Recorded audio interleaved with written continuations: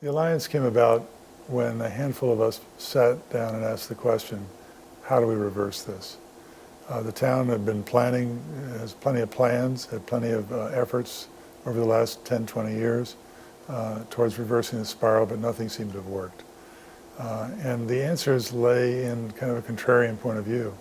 One, what had been tried before was these kind of one-up projects. Let's fix something in the downtown.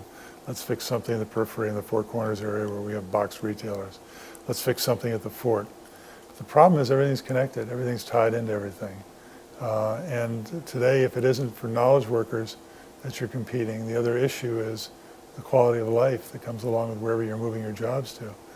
We could rate high on anything that had to do with the outdoor environment, anything to do with the history of the United States of America, for example. We've got the leading replica we've got the leading fort that exists in this country right now in terms of preserved, if you will.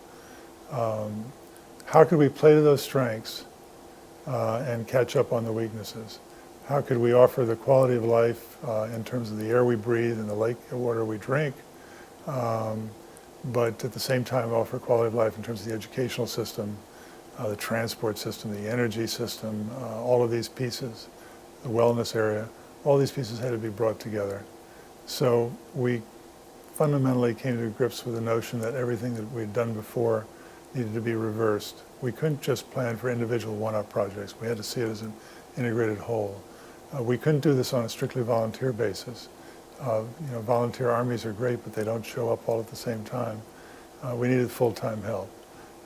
We couldn't do this by doing all of these projects ourselves because we run out of time and expertise and money and operating competency. Instead, we'd have to reach out for partners, bring them in because they had the right operating and the right funding experience for these kinds of things.